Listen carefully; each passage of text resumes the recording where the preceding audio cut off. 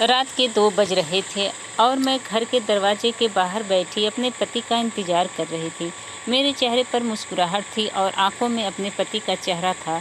मेरा पति इतना ज़्यादा खूबसूरत नहीं था, लेकिन मेरा बहुत ख्याल रखता था। मैं उसके साथ बहुत ज़्यादा खुश थी। उसकी हर बात मान लेती थी, लेकिन जब से मैं उसकी हर बात मान रही थी, तब से मेरे साथ कुछ मसले बन रहे थे, जो कि काफ़ी अजीब होता जा रहा था। फिर भी अपने दिल में कोई बुरा बात आने नहीं देना चाहती थी, लेकिन एक दिन यूँ ही सोचा कि जो बात मैं रोज़ मानती हूँ, क्यों ना आज इससे इनकार कर दूँ और देखूँ तो क्या होता है। मैंने उस रात ऐसा ही किया, क्योंकि जैसे ही मैंने अपने पति की बात मानने से इनकार किया, मेरे सामने एक ऐसा मंजर था जिसे देखने की मेरे अंदर हिम्मत नहीं थी, लेकिन वह सब कुछ मेरे साथ ही हो रहा था। मेरा नाम लाइबा है। मैं बहुत ज़्यादा खूबसूरत थी। मेरा रंग इतना साफ नहीं था, लेकिन मेरा नक्शा, मेरा वजूद बहुत खूबसूरत था। सब कहते थे कि इसके अंदर एक कशिश है, उसको देखते ही दिल इसकी तरफ लग जाता है। मेरे माँ बाप दुनिया में नहीं थे। मुझे मेरी सौतेली माँ ने पाला था, जिनको मैं सड़क पर मिली थी, लेकिन उन्होंने मुझे अपनी औलाद की तरह ही पाला था। वह मुझसे बहुत ही प्यार करते थे, पर वह लोग भी गरीब थे, क्योंकि कूड़ा उठाने का काम करते थे। उन्होंने जब मेरी शादी करने के बारे में सोचा, तो मुझे पता था कि मेरे लिए रिश्ता भी किसी ऐसे ही इंसान का आएगा। मेरे लिए जिस लड़के का रिश्ता आया, वह किसी होटल का काम करता था और वह वहाँ पर वेटर था, लेकिन यह काम कूड़ा उठाने से तो अच्छा काम था। उसके पास एक कमरे वाला घर था। मेरे माँ बाप ने रिश्तों को बहुत ही अच्छा समझा। मेरे से पूछा तो मुझे कोई मसला नहीं था, क्योंकि लड़का देखने में अच्छा था, मेरी उम्र का ही था। मुझे अच्छा लगा और मैंने भी हाँ बोल दिया। हम दोनों की शादी हो गई। शादी के पहले रात ही मुझे समीर ने बताया, वह बहुत ज़्यादा अमीर होना चाहता है। वह चाहता है कि वह एक दिन अपना होटल बनाए। उसने कहा कि तुम्हें पता है, मेरे माँ बाप भी बड़ा गरीब थे। वह तो गांव के घरों के आगे से कूड़ा उठाया करते थे, और जब मेरी माँ उसकी ज़िंदगी में आई तो उसके हालात बदलने लगे। उसने एक छोटा सा घर भी बना लिया। यह घर बहुत छोटा था। इसको घर तो नहीं कहना चाहिए, पर कम से कम उसका किराया देना नहीं पड़ता था और उसका थोड़ा बहुत कारोबार भी चलने लगा था। फिर जब मेरी माँ इस दुनिया से चली गई, तो वह फिर से गरीब हो गया। कहते हैं कि औरत के नसीब में ही आदमी का नसीब होता है। अब तुम मेरे नसीब में आ गई हो, तो मुझे उम्मीद है कि हम अमीर हो जाएंगे। मैं हंस रही थी, क्योंकि मुझे पता था कि इस तरह से अचानक कोई अमीर नहीं होता, लेकिन मैंने उसके ख्वाबों की इज्जत की और कहा कि ज़रूर ऐसा ही होगा। उसने कहा कि तुम बड़ी खूबसूरत हो, मुझे बहुत अच्छी लगती हो। तुम्हें अपनी बीवी बनाकर मैं बड़ा खुश हूँ और मुझे उम्मीद है कि सब कुछ ठीक हो जाएगा। तुम्हारी खूबसूरती और तुम्हारे नसीब से मेरा नसीब चमक जाएगा और हम बहुत अमीर हो जाएंगे। जब मेरे पास ढेर सारे पैसे आ जाएंगे, तब जो तुम मुझे कहोगी मैं तुम्हारे लिए वही करूँगा। तुम्हें अपने दिल की ओर और घर की रानी बनाकर रखूँगा। कहते हैं कि आदमी चाहे खूबसूरत हो या ना हो, लेकिन अगर अच्छी अच्छी बातें करना जानता हो तो औरत का दिल जीत ही लेता है। मेरे पति के अंदर भी यही अच्छाई थी। उसने भी मेरा दिल जीत लिया था। मैं बड़ी खुश थी। मुझे तो कुछ भी नहीं चाहिए था। ऐसा ही पति चाहिए था, जो मेरी तारीफ़ करे, मेरे हुस्न की तारीफ़ करे और मुझे पाकर ऐसे समझे कि जैसे उसने कोई कीमती चीज़ पाली हो। मेरे पति के साथ ज़िंदगी इतनी बुरी नहीं थी, क्योंकि वह अक्सर होटल से खाना लेकर आया करते थे। एक दिन जब पहली बार खाना लेकर आए, तो मैंने कहा कि यह क्या है? उन्होंने कहा कि रोज़ काफ़ी सारा खाना बच जाता है और हम लोग खाना अपने घर ले जाते हैं, और उसके बारे में एक बात मशहूर है। इस होटल का मालिक की दुआ लगी हुई है। कहते हैं कि जो जो भी होटल का खाना खाता है उन मियाँ बीवी का रिश्ता मजबूत हो जाता है। मुझे अपने पति की ऐसी मासूम बातों पर बहुत प्यार आता है था। मैंने कहा कि ठीक है, जैसा भी हो हमें तो खाना ही चाहिए। उसने कहा, नहीं, इस खाने को तुमने यही समझकर खाना है कि जब हम खाना खाएंगे तो हमारी मोहब्बत बढ़ जाएगी। वैसे इस खाने में बहुत ज़्यादा मिर्च हुआ करती थी, लेकिन मैं ऊपर वाले का शुक्र अदा करके खा लेती थी। लेकिन मैंने खाना खाया तो मुझे ऐसी नींद आई कि मुझे पता ही नहीं चला। सुबह उठी तो मेरा पति काम पर भी जा चुका था। शायद उसने रात का बचा हुआ खाना ही गर्म करके खा लिया था, क्योंकि ठंड का मौसम था। पर मुझे उठना तो चाहिए था। मुझे बहुत अजीब लगा। जब रात को घर आए तो मैंने कहा कि माफ़ करना, मैं सुबह सोती रह गई थी। उन्होंने कहा कि कोई बात नहीं, तुम सोई हुई बड़ी अच्छी लग रही थी, इसीलिए मैंने तुम्हें जगाना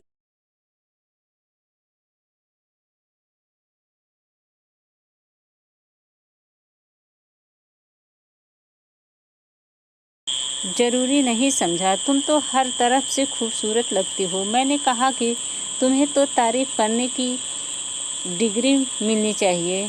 मेरा पति मेरे लिए रोज़ खाना लेकर आता और वह खाना खाकर मैं ऐसे सोती कि जैसे मुझे होश ही नहीं होता था। एक दिन जब सुबह उठी तो उठते ही मेरी कमर में बहुत दर्द हो गया। मैं तो ज़मीन पर ही सोने की आदी थी, यहाँ तो फिर भी हमें चारपाई मिली हुई थी। फिर मेरी कमर में इतना क्यों हो रहा है? खैर, मैंने इस बात को नज़रअंदाज कर दिया, क्योंकि मेरी माँ कहती थी कि वह औरत ही नहीं होती जिसकी कमर में दर्द नहीं होता। मैं घर के कामों में मसरूफ़ हो जाती थी। घर बहुत ही छोटा था। मेरा पति मेरे साथ बहुत प्यार करता था। कभी बारिश आती तो बच्चों की तरह कहता कि बारिश में नहाते हैं। कभी हाथ पकड़कर घर से बाहर निकल जाता। हमारे पास इतने पैसे नहीं थे कि हम रास्ते से कोई चीज़ खा लें या कोई चीज़ पसंद आ जाए तो उसे खरीद लें, लेकिन बस एक दूसरे के साथ घूम फिर के खुश हो जाते थे, या तो कोई सस्ती सी चीज़ लेकर खा लेते और यह दिन यादगार बन जाते थे। मैं अपनी माँ की घर गई तो मेरी माँ ने कहा कि तेरा चेहरा बड़ा ही बेरौनक हुआ जा रहा है। क्या बात है? कहीं पति से लड़ाई तो नहीं हुई है?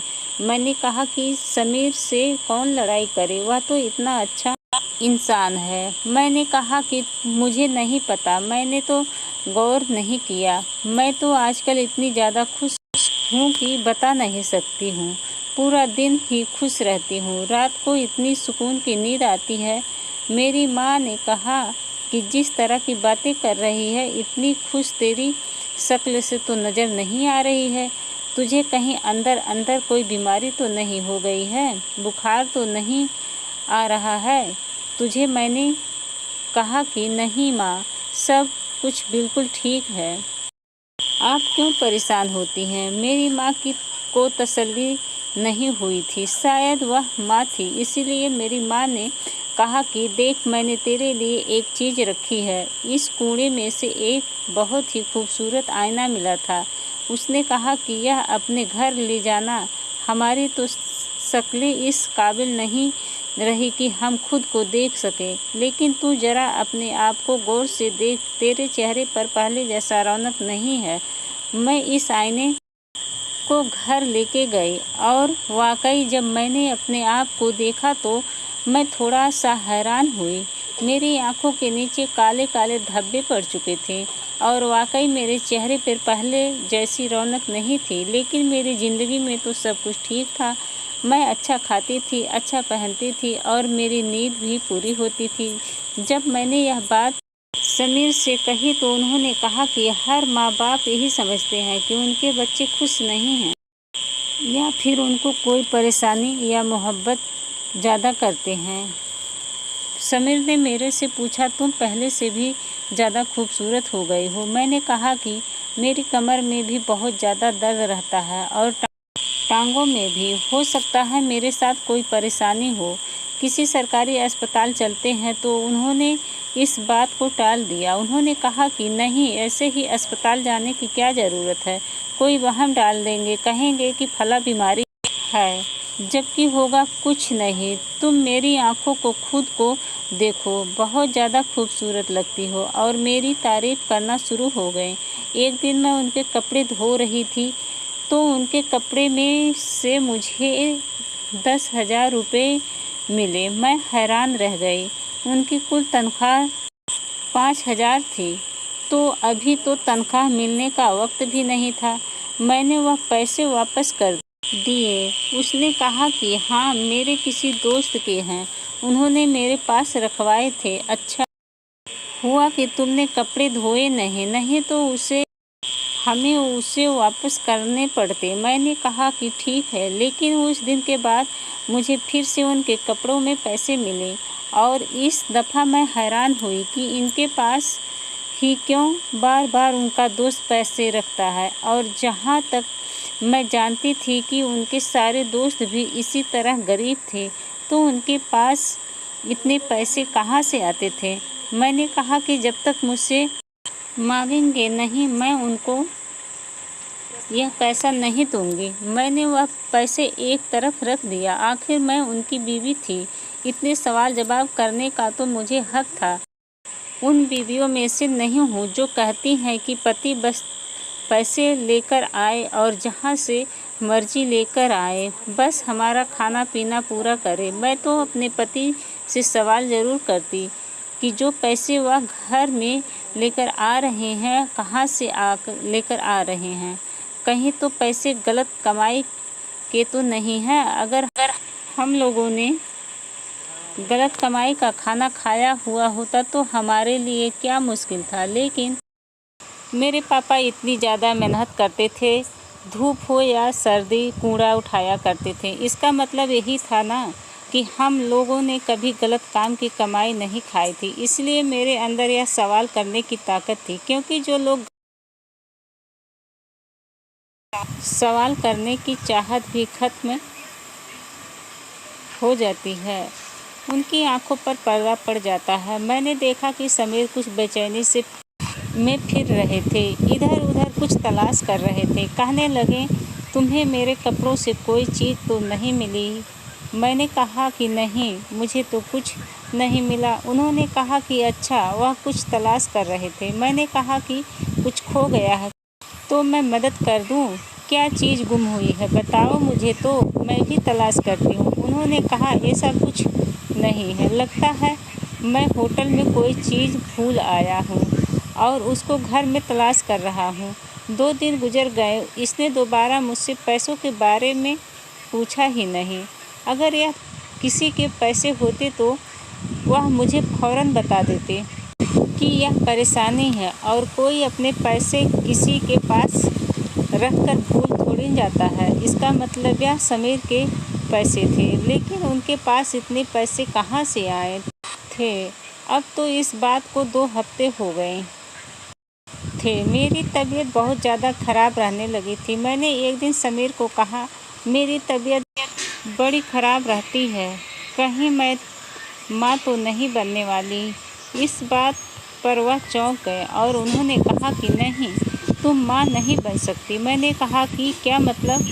उन्होंने कहा इस तरह कहकर बात टाल दी कि जैसे उन्हें यकीन था कि मैं कभी माँ नहीं बन सकती, और थोड़ा घबरा भी गए। मैंने कहा, तुम्हें क्या हो गया है?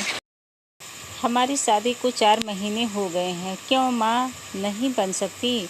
मैं शादी के बाद यही सब कुछ तो होता है, और मैं तो माँ बनना चाहती हूँ। हमारा कौन सा खर्चा है, खाना तो तुम बाहर से लेकर आते हो, जैसे तैसे करके पाल ही लेंगे बच्चे को। मेरी कमर और टांगों में बड़ा दर्द रहता है, मेरी शक्ल भी बेरौनक सी हो रही है। मेरी माँ कहती है कि जब औरत माँ बनने वाली होती है तो उसकी शक्ल बेरौनक हो जाती है, आँखों के नीचे काले धब्बे पड़ जाते हैं। मुझे पूरा यकीन है कि मैं माँ बनने वाली हूँ। हाँ, जब मैंने यह बात की तो वह बड़ा परेशान हो गया। उसने कहा कि ठीक है, डॉक्टर के पास चलेंगे। पहले तो वह कहते थे कि डॉक्टर के पास जाना ही नहीं है, लेकिन जब फ़ौरन मान गए।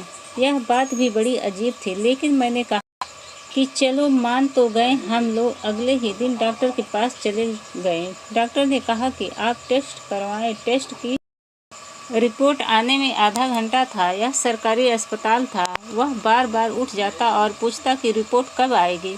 यहाँ तक कि उसे लाइब्रेरी वाले ने डांट दिया और कहा कि भाई तुम्हारा मसला क्या है? जब तुम्हें कहा है आधे घंटे में रिपोर्ट आ जाएगी, तुम्हें किस बात की बेचैनी है? मैंने उनसे कहा कि क्या हो गया है, इतने परेशान क्यों हो रहे हो? तुम तो कहते थे तुम्हें बच्चे पसंद है। उन्होंने कहा कि मेरे साथ अभी बातें नहीं करो, घर जाकर बात करेंगे। जब रिपोर्ट आ गई तो रिपोर्ट मेरे हाथ में थी। हम दोनों ने इतने पढ़े लिखे नहीं थे कि हमें पहले से पता चल जाता कि रिपोर्ट में क्या लिखा हुआ है। मैं अंदर चली गई और बाहर आई तो उसने मुझे कहना शुरू कर दिया, कितनी देर लगा दी तुमने? जबकि मैं सिर्फ 5 मिनट के लिए ही गई थी, क्योंकि डॉक्टर ने मुझे सिर्फ यही बताना था कि मैं माँ बनने वाली हूँ या नहीं हूँ। उन्होंने कहा क्या कहा डॉक्टर ने? तुम माँ तो बनने वाली हो। वह तो इस तरह से कह रहे थे कि अगर मैं माँ बनने वाली हूँ तो कोई बहुत बड़ी कयामत आ जाएगी। बोलो भी, बताती क्यों नहीं हो? ज़बान पर छाले पड़ गए हैं क्या? मैंने कहा कि किस तरह से बातें कर रहे हैं, आज तुम्हारी मीठी ज़बान को क्या हो गया है? उन्होंने कहा कि मुझे सीधा सीधा बताओ, नहीं तो मैं यहीं पर छोड़कर घर चला जाऊंगा। मैं तो हैरान ही रह गई। मैंने कहा कि घर जाकर बताऊंगी। वह सारे रास्ते मुझे बातें सुनाते रहे, क्योंकि हम पैदल ही जा रहे थे।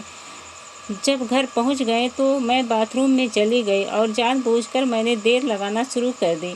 मैं खुद ही बाहर नहीं आ रही थी।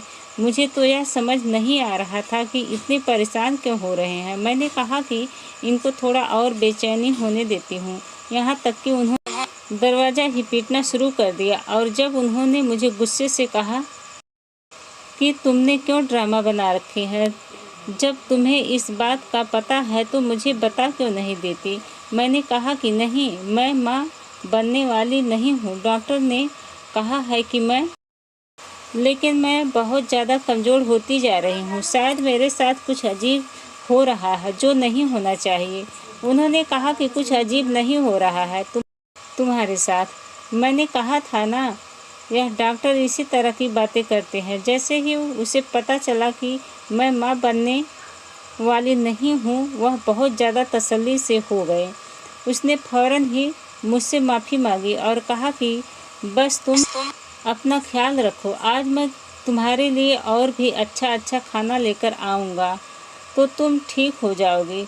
मुझे मेरे पति का रवैया कुछ समझ में नहीं आ रहा था। अभी तक तो यह समझने लगी थी कि शायद मैं इस शख्स को बहुत अच्छी तरह से जानती थी, लेकिन आज इसने जिस तरह की रवैया पेश किया, मैं हैरान रह गई थी। रात को फिर से मेरे लिए खाना लेकर आया और मेरा खाना खाने का बिल्कुल भी मन नहीं था। मैंने कहा कि क्या तुमको बच्चे पसंद नहीं हैं? उसने कहा कि पागल, मुझे बहुत पसंद है और मैं चाहता हूँ कि हमारे बच्चे पैदा हों, लेकिन इस गरीबी की ज़िंदगी में नहीं। मैंने कहा कि हम लोग जो भी कर लें, हमें ज़्यादा से ज़्यादा कितना अमीर हो जाएंगे कि हमारे पास भी बहुत बड़ा बंगला और गाड़ी आ जाएगी। उसने कहा कि नाउम्मीद की बातें नहीं करो। मैंने ऐसे लोग भी देखे हैं जिनके जेब में 20 रुपये होते थे, लेकिन फिर वह बड़े बड़े बिजनेसमैन बन गए, तो फिर हम अमीर क्यों नहीं बन सकते? मैंने कहा कि सीधे रास्ते से इस तरह कोई अमीर नहीं होता। 2 वक्त की रोटी पूरी करना ही कितना ज़्यादा मुश्किल है। मेहनत की कमाई से सिर्फ पेट भरता है। जो ख्याल तुम देख रही हो वह सिर्फ गलत कमाई से ही पूरे होते हैं। इस बात पर वह खामोश हो गया और उसने कहा कि इस बात को छोड़ दो। अगर तुम्हें मेरी कोई बात बुरी लगी हो तो मुझे माफ़ कर दो और खाना खा लो। मैंने कहा कि मेरा खाना खाने का दिल नहीं कर रहा है। वैसे भी तुम मुझे इतनी जल्दी खाना खिला देते हो और पता नहीं इस खाने में ऐसा क्या होता है कि मुझे इतनी ज़्यादा नींद आ जाती है। इसका कहना था कि जब इंसान का पेट भर जाता है तो नींद आ ही जाती है और तुम्हें खाना खाना ही पड़ेगा। मैंने कहा कि मुझे भूख नहीं है। उसने कहा कि तुम्हें फिर भी खाना पड़ेगा। मैंने कहा क्या मतलब खाना पड़ेगा? नहीं भूख तो मैं खाना क्यों खाऊं? इस बात पर भी वह घबरा गया और उसने कहा कि खाना खराब हो जाएगा तो कौन खाएगा? मौसम बदलने लगा है, तुम्हें पता तो है। हम गरीबों के पास फ्रिज नहीं है। अगर हमने खाना नहीं खाया तो यह खाना खराब हो जाएगा। मैंने कहा कि हाँ, यह बात तो है। मैंने थोड़ा बहुत खाना खा लिया और उसके बाद वही हुआ जो होना था। मैं बहुत गहरी नींद सो गई। मुझे तो यह समझ नहीं आता था कि मैं इतना अच्छा खाना भी खाती थी और नींद भी पूरी करती थी, फिर मेरे साथ इतने मसले क्यों बन रहे थे। मैंने कुछ दिन पहले पति से सवाल जवाब करना छोड़ दिया। जो वह खाना लाता था मैं चुपचाप खा लेती। जो बात करता उससे मैं मुस्कुरा देती तो उसका मुंह भी अच्छा हो गया और फिर से वह मेरी तारीफ करने लगा। लेकिन मैं ऐसे कैसे बिताती कि मेरे साथ कोई ना कोई परेशानी थी। शायद मुझे कोई अंदर ही अंदर की बीमारी ने पकड़ लिया था, जो मेरे अंदर बिल्कुल ही पहले वाली बात नहीं रही थी। डॉक्टर भी यही कह रही थी कि आप अंदर से बहुत कमज़ोर होती जा रही हैं। उसने तो यह भी कहा था कि तुम्हारा बच्चा तो नहीं होने वाला है, लेकिन अगर इसी तरह तुम्हारी सेहत रही तो तुम्हारा बच्चा होगा भी नहीं। इसलिए अपना बहुत ज़्यादा ख्याल रखो। आहिस्ता आहिस्ता मैं यह नोट करने लगी थी कि जिस दिन मैं खाना खाने से इनकार करती हूँ और कहती हूँ कि मुझे खाना नहीं खाना है, तो मेरा पति मेरे पीछे ही पड़ जाता है और मेरे साथ लड़ाई झगड़ा करना शुरू कर देता है। कहता था कि खाना क्यों नहीं खा रही हो। एक दिन तो ऐसा हुआ कि जब वह खाना लेकर आया तो खाना थोड़ा ख़राब था, क्योंकि गर्मी आ चुकी थी। मैंने कहा कि यह खाना खाने के काबिल नहीं है। उसने कहा पेट में जाकर सब कुछ एक जैसा हो जाता है, चुपचाप खा लो। मैंने कहा कि मैं ख़राब खाना क्यों खाऊं? पहले ही मेरी तबीयत ठीक नहीं रहती है, इसको खाने से मैं बीमार हो जाऊंगा। उसने कहा कि थोड़ा सा खा लो, थोड़ा सा खाने से बीमार नहीं होगी। और उसने मुझे ख़राब खाना ही खिला दिया। वह खाना इतना ज़्यादा ख़राब तो नहीं था, लेकिन उसकी खुशबू बदल चुकी थी। मैं हैरान थी कि यह मुझे इतना ज़्यादा क्यों खिलाते हैं और इसका सारा ख्याल खाने पर ही क्यों होता है। अब तो मेरी तबीयत और भी ज़्यादा ख़राब रहने लगी थी। मुझे ऐसा लगता था कि होटल का खाना खाकर मेरा लीवर ख़राब हो जाता था।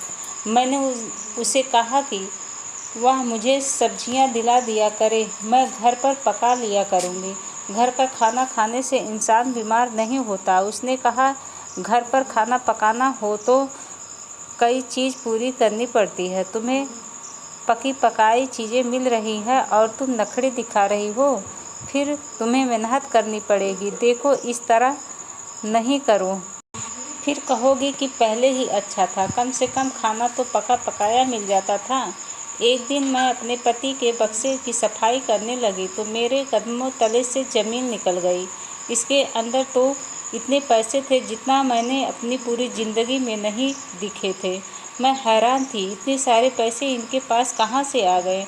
जब मैंने पूछा तो उसने वही जवाब दिया कि मेरे किसी दोस्त ने मेरे पास रखवाए हैं। मैंने कहा कि तुम्हारा कौन सा दोस्त इतना ज़्यादा अमीर है और तुम पर कुछ ज़्यादा ही भरोसा नहीं करता। उसने कहा कि क्यों मैं भरोसे के काबिल नहीं हूँ। मैं इस बात पर खामोशी हो गई क्योंकि मुझे कुछ गड़बड़ लग रही थी। एक दिन मैंने पक्का इरादा कर लिया कि मैंने आज खाना नहीं खाऊंगी, चाहे दुनिया इधर की उधर हो जाए। फिर मुझे पता था कि अगर मैं इनकार करती तो फसाद बन जाता और वह मेरे पीछे पड़कर मुझे खाना खिला देता। इसलिए मैंने सोने की एक्टिंग की जैसे मैंने खाना खा लिया हो, लेकिन मैंने खाना नहीं खाया था और हम लोग सोने के लिए लेट गए। अजीब बात थी कि आज मुझे नींद नहीं आ रही थी। मुझे तो रोज़ नींद आती थी, वह भी ऐसी कि मुझे पता ही नहीं चलता था कि मैं कब सोई।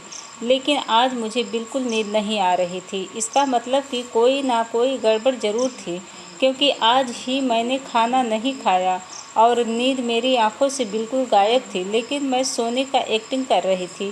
थोड़ी देर के बाद मेरा पति उठा और बाहर चला गया। मुझे लगा कि बाथरूम में गया है, लेकिन यह देखकर हैरान रह गई कि वह घर से ही बाहर निकल गया था। आधा घंटा गुजर गया, वह वापस ही नहीं आया। मैं उठकर बाहर जाने लगी। मुझे हल्की आवाज़ आई तो मैं फिर से सोने की एक्टिंग करने लगी। वह वापस आ गया था, लेकिन यह महसूस करके मैं हैरान रह गई कि वह अकेला नहीं था, उसके साथ और आदमी था। उसने कहा कि यह लो साहब, मैंने वादा किया था। लिस्ट तो बड़ी लंबी थी, लेकिन आपका नंबर जल्दी आ गया, इसीलिए एक्स्ट्रा पैसा लूँगा। उसने कहा कि जितनी मर्जी पैसे ले लो। वो अजीबो-गरीबो किस्म की बातें कर रहे थे। यह कौन था? मेरे कमरे में क्या कर रहा था? मेरा पति उससे क्या बातें कर रहा था? समझने में मुझे तब आसानी हुई जब मेरा पति कमरे से बाहर चला गया और किसी ने दरवाजे को बंद कर दिया। कोई मेरे बिस्तर के ऊपर आकर बैठ गया। मैंने आँख खोली तो मेरा पति नहीं था। मैंने चीखना चिल्लाना शुरू कर दिया और वह वहाँ रखी हुई प्लेट उठा के उसके आदमी के सर पर दे मारी, क्योंकि वह मेरे करीब आने की कोशिश कर रहा था। उसको चोट लग गई और वह अपनी इज्जत बचाकर वहाँ से भाग गया। मुझे सारी कहानी समझ में आ गई थी। मेरा पति कमरे में आया तो मैंने उससे कहा कि अच्छा, यह सब कुछ कर रहे थे तुम मेरे साथ, मुझे बर्बाद करके तुम अमीर होना चाहते थे। मैंने तुम्हें क्या समझा और तुम क्या निकले। मैं तुम्हें माफ़ नहीं करूँगी। मेरी हालात बहुत बुरी हो चुकी थी। मुझे समझ आ गया था कि क्या कुछ हो रहा था। तभी मेरी तबीयत खराब हो रही थी और तभी मेरा पति इस बात को लेकर परेशान था कि मैं माँ तो बनने वाली नहीं थी, क्योंकि अगर मैं माँ बनने वाली होती तो वह मेरे पति का तो नहीं होता। मैं वहाँ से आधी रात को ही भाग उठी और अपने घर चली गई। अपने माँ बाप को यह सब कुछ बता दिया। लोग ऐसे तो गरीब थे, लेकिन अपनी इज्जत तो नहीं बेच सकते थे। सुबह ही पुलिस के पास चले गए और पुलिस को भी सब कुछ बता दिया। मेरा पति ज़्यादा से ज़्यादा क्या कर सकता था? उसने मुझे छोड़ देने का फैसला कर लिया और पुलिस को भी कुछ दे दिलाकर छूट गया। लेकिन मेरी ज़िंदगी में से निकल गया। मेरे साथ जो भी हुआ वह बहुत बुरा हुआ। मैंने उस आदमी को अपना सब कुछ समझा और वह मुझे भी इस्तेमाल कर रहा था। वह खाने में नींद की दवाइयाँ मिलाया करता था और इसके बाद मेरे लिए ग्राहक लेकर आता था। मैं सोच भी नहीं सकती थी कि वह मेरे साथ ऐसा करेगा। अभी भी इसके बारे में सोचती हूँ तो खून खौलने लगता है। मेरे माँ बाप भी बहुत परेशान हो गए थे और हम गरीब लोग हैं, इतना ही कर सकते थे, उससे ज़्यादा कुछ नहीं कर सकते थे। अब तो किसी पर भरोसा करने का दिल ही नहीं करता। अपने माँ बाप के साथ ही रहती हूँ, जो भी रूखी सूखी मिलती है खा लेती हूँ, लेकिन इज्जत की ज़िंदगी गुजार रही हूँ। काश कि मेरे माँ बाप ने इतने घटिया इंसान के साथ मेरी शादी न कराई होती, लेकिन उनको क्या पता था कि यह ऐसा इंसान निकलेगा। इंसान के साथ जब तक आप रहते नहीं, आपको पता नहीं चलता कि वह कैसा है। बस जो मेरे साथ हुआ वह किसी के साथ भी ना हो, मेरी तो यही दुआ है। पर जिस तरह से वह मेरी तारीफ़ किया करता था, मुझे महसूस करवाता था कि मैं इस दुनिया की सबसे खूबसूरत और सबसे खुशकिस्मत लड़की हूँ। उसने मेरे साथ कितने अच्छे पल गुजारे थे, वह सब मुझे आज भी याद आते हैं।